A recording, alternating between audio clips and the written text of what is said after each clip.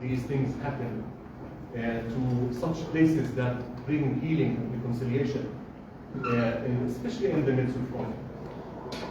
You know, we stand as heads of churches united together in condemning this dreadful and devastating massacre, and we regard this as a crime against humanity, and we call upon all sides that this war must come to an end, and we have, as heads of churches, issued 2 statements so far asking for an end of violence in the Holy Land, asking people of all goodwill to intervene to stop what is going on in our land. And I hope that also at this very difficult time that human corridor for the people of Gaza, as well as ceasefire, and politicians know what to do, but we have called upon all people just to kind of care for all civilians in our beloved Holy Land. You know, I also would like to thank all those people who have come to stand with us in solidarity as we kind of live out, the atrocities that has fallen on all of us.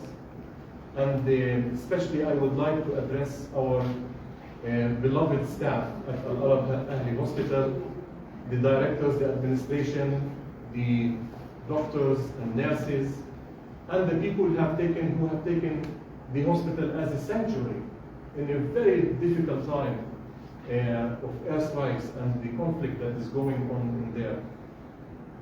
We grieve and we mourn, and I have asked that all our institutions in the Holy Land and throughout the Middle East, on the Diocese of Jerusalem, and of course with other churches, we have also witnessed at least a day of mourning in order to kind of, as I said, to mourn the loss of these innocent lives.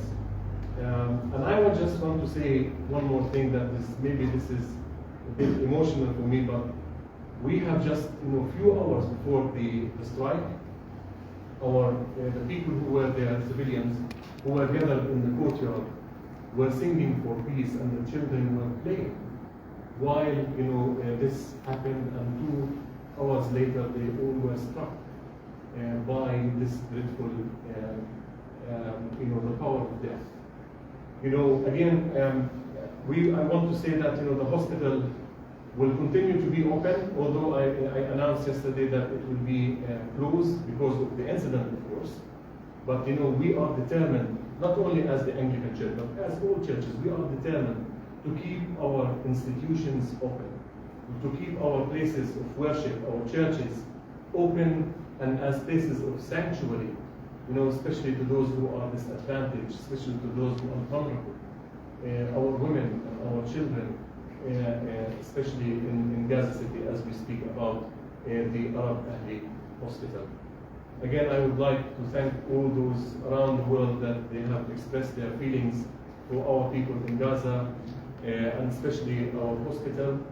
And we ask you to continue to pray for all those who are there, that we continue to, with our mission, our medical mission, and our pastoral mission.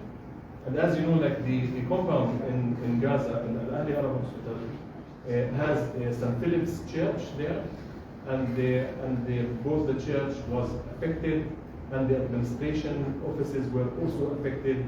The library next to it, so if you can imagine the courtyard in the middle, surrounded by different buildings, all these buildings were also affected by the blast that took place there, taking so many lives and so many casualties as we have all here.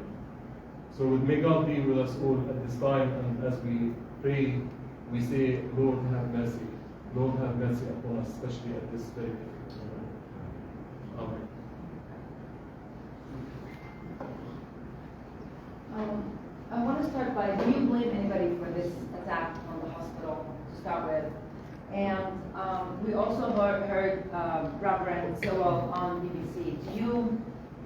Do you confirm what he was saying there, that the hospital did receive warnings from the Israelis to evacuate the hospital? Yes, I think that the facts on the ground that we have not only Al-Arab Ahli Hospital that received a warning for evacuation. Like all the people of North Gaza, at least 15 hospitals received the warning, including the Arab Ahli hospital that received the warning to evacuate the hospital. We have actually, as from an ethical point of view, like I'm sure that different hospitals took a stand, like in order to continue, because how they can leave the hospital with everything that's happening. But we had the moral obligation to notify everybody who's been in the hospital, whether they are civilians or our staff, that we have received a warning to evacuate the hospital. So that is a fact, yes. But who ممكن نسألك do you know who bombed the hospital? Can you tell us who bombed the hospital? We know that what we know is what we saw on the TV, we are not people. We are people of the cross. We are people of church, and to come to a conclusion, we are not military experts who can determine what happened. But I want to tell you something that what we know at least, that there are many buildings, there are many houses, there are many places that they have been bombed by airstrikes, Israeli airstrikes. And these are facts. Who did this? This is not for us to determine or to give judgment. But I think let people just see what is happening on the ground. Let people see beyond even the hospital. And we hope that again people will come to a conclusion that enough with this war, and enough with the lives that have been lost on every side. Can I just have a follow-up question? Sorry, even other colleagues, please. Sayyidina, to pick up on the question of the warning. When did the warning come? And also I want to pick up 3 days prior, on October 13, the hospital, the Al-Ahli Arabi hospital, has also been targeted. And according to video and pictures from the hospital, the mammography department and the other clinics inside the hospital has been damaged. Did we determine that was an Israeli strike on the hospital? What happened is that indeed, about 3 days ago, the hospital was struck by two, I don't know what to even classify them as, like two rockets or whatever they were. They damaged the 4th floor and the ceiling, top floor of our new diagnostic center. And also the other one hit in the ultrasound and the mammography room that is on the 2nd floor. And in that building, and this is again, what grieves us is that in that building, we and the Lutheran Church with the Western Victoria and the Lutheran World Federation, we started a new ministry of chemotherapy in that building. And we were about to open and negotiate. I was there about 2 weeks ago in Gaza to visit the hospital and to start planning the inauguration of the hospital there, or the new ministry of chemotherapy in Gaza, in order to make it easy for our people in Gaza to be treated with chemotherapy rather than to come to Jerusalem. But unfortunately, this also even further hindered this ministry that is so vital for our people in Gaza. So that was the case. Yes. Just a follow-up question: the exact time of the strike, when was that? You know the exact time of the attack last night? Yesterday. Yes. I think it was, we had a day of prayer. All of our churches were in a prayer mode, and we have called the heads of churches a day of prayer and fasting. And we had a great response, significant response from the whole world, that they stand in solidarity and in praying for peace and justice and reconciliation in the Holy Land. After we came out from our different services, we received the news. I think it's around 7:30 or something like that. I can't remember exactly when, but it was following our services after 7 o'clock.